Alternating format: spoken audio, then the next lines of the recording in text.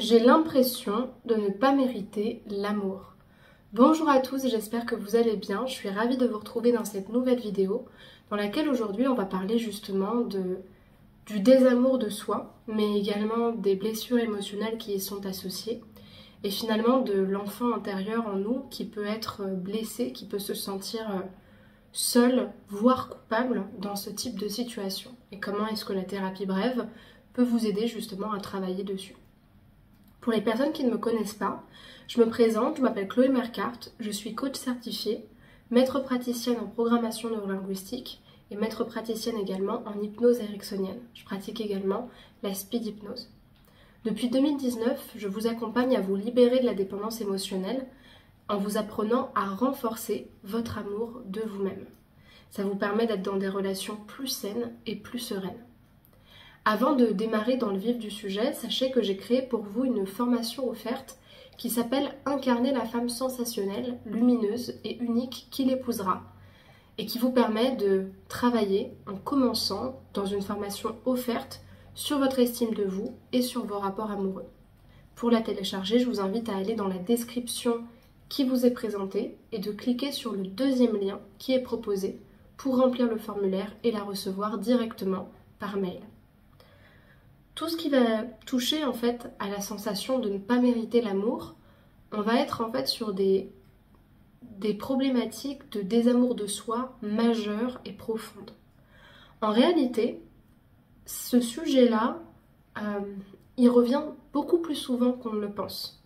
Parce que derrière un blocage, derrière une peur de l'amour, une peur de l'attachement, derrière de la dépendance affective également, il peut y avoir bien plus de désamour qu'on ne le pense.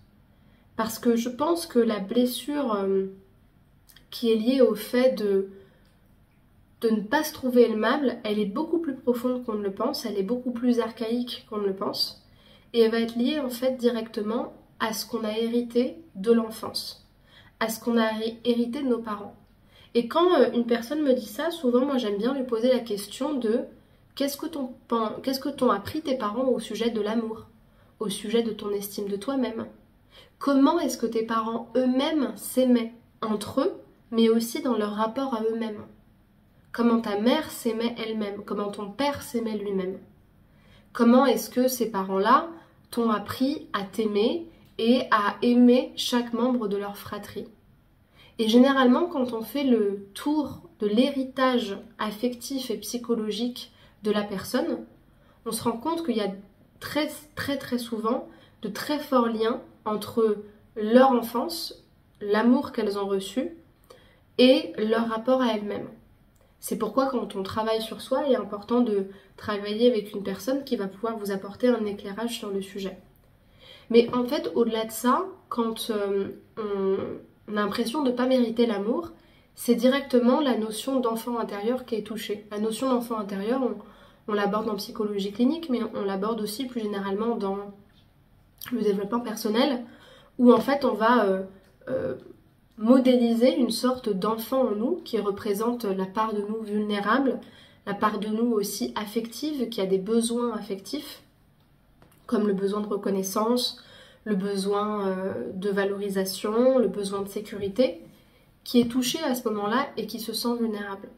Et cet enfant intérieur, en réalité, c'est aussi votre inconscient, c'est le même modèle, et c'est lui qui tire les fils dans les relations, dans ses choix inconscients, en fonction de ce qu'il croit, en fonction de ce qu'il ressent. Et quand vous avez l'impression que, en fait, au fond de vous, il y a une part de vous qui ne mérite pas l'amour, c'est directement à la source qu'il faut venir travailler. Donc il y a plusieurs protocoles que j'aime beaucoup faire en hypnose avec les personnes que j'accompagne sur ces sujets-là.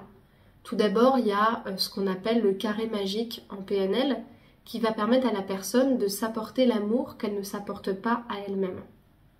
Mais il y a des exercices qui sont beaucoup plus puissants. Il y a le protocole sur l'estime de soi avec l'enfant intérieur que j'aime bien faire, où la personne va justement être amenée à consoler et à aimer le bébé qui est en elle et l'enfant qui est en elle qu'elle ne voit pas et qu'elle ne console pas, mais qu'elle va consoler en compensant par des relations, en compensant par du travail, en compensant par une recherche de perfection ou par de la nourriture ou peu importe. Ça, c'est également très puissant. Mais celui que j'aime le plus dans le sujet et que je trouve le plus pertinent, et qui fait le lien encore une fois avec cette notion d'héritage familial, c'est l'exercice qu'on appelle de l'effet grand-mère. C'est quelque chose que vous pouvez difficilement faire seul quand vous ne connaissez pas l'exercice, mais le principe, c'est qu'en fait, on va aller travailler sur le transgénérationnel en faisant, ce qu'on appelle refaire l'histoire de vie de la personne. C'est-à-dire, bien souvent, comme je vous l'ai dit, quand les parents eux-mêmes ne se sont pas aimés, parce que leurs parents eux-mêmes ne leur ont pas appris à s'aimer parce qu'eux-mêmes ne s'aimaient pas, c'est compliqué pour un parent qui a fait de son mieux de transmettre l'amour de soi à un enfant alors que lui-même ne se l'est pas transmis. Et donc le but de cet exercice, c'est de venir changer justement cette histoire familiale dans la vie de la personne en la mettant dans des positions où elle va elle-même donner l'amour à son parent et à son grand-parent pour que quand elle va naître, ce grand-parent, ce parent puisse lui donner cet amour qu'elle n'a pas eu, qu'elle puisse le recevoir, l'intégrer et grandir avec jusqu'à son état adulte. Ça paraît un petit peu barré dit comme ça parce qu'on ne va pas revenir dans le temps, mais grâce à l'hypnose, on va pouvoir travailler sur ces liens-là et sur l'amour qu'elle n'a pas reçu. Globalement, le conseil que je donne, et qui est en réalité plus un axe de travail qu'un conseil réellement, c'est d'apprendre à devenir votre propre mère ou votre propre père. Parce que souvent, quand on ne mérite pas l'amour, c'est que, je le répète, mais on n'a pas appris à s'aimer. Dans le fait de s'aimer, il n'y a rien de logique là-dedans. Il n'y a rien de logique, il n'y a rien de raisonnable dans le fait de s'aimer pour ce que l'on est. Pourtant, c'est ce dont on a besoin pour avancer sereinement dans la vie. Et ça, c'est le rôle de nos parents de nous l'apprendre. Sauf que quand on ne l'a pas appris, il faut devenir son propre parent. Et comme je vous le disais, tous les exercices que je vous ai présentés permettent cet apprentissage-là.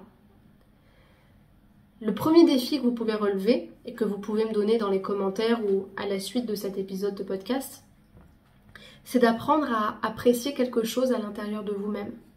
Avant même que vous fassiez ce travail, que ce soit avec moi dans l'un de mes programmes ou tout seul, apprenez là maintenant, à partir d'aujourd'hui, à apprécier quelque chose à propos de vous-même.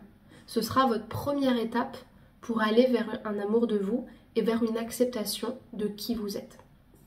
J'espère que cet épisode vous aura plu. Si c'est le cas, je vous invite à me laisser des commentaires pour les personnes qui sont sur YouTube, si vous avez des choses à me partager ou des questions à me poser, et à me évaluer le podcast de 5 étoiles et de pouces vers le haut pour les personnes qui sont sur YouTube aussi ou sur Spotify, pour que ce soit encore plus vu, encore plus diffusé, et que des centaines de milliers de personnes aient accès à ce message d'amour de soi.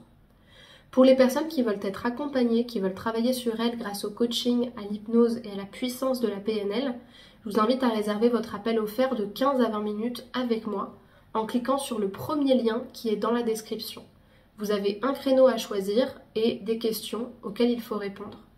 Ça nous permettra de faire connaissance, à vous de m'expliquer en privé votre problématique et votre objectif, et à moi de vous expliquer mon cadre de travail et comment est-ce qu'on planifie une première séance. Pour les autres, sachez que j'ai des formations qui sont accessibles, qui durent plusieurs heures jusqu'à plusieurs semaines, et je vous conseille particulièrement la formation qui va être sur la dépendance affective, les 10 étapes pour en sortir, et la formation qui va être sur l'estime de soi. Il y en a une qui coûte 66 € et l'autre qui coûte 22 €. C'est des formations qui sont accessibles et qui sont efficaces pour un premier travail avec des outils. Tout ça est en description, je vous laisse regarder. Et pour terminer, je vous invite à me rejoindre sur les réseaux sociaux, notamment Spotify, TikTok, Instagram, YouTube, Facebook, pour suivre mon contenu au quotidien, m'écrire en privé si vous avez des questions, et pouvoir apprendre à vous aimer tel que vous êtes. Prenez bien soin de vous, et à très bientôt pour un prochain épisode. Au revoir.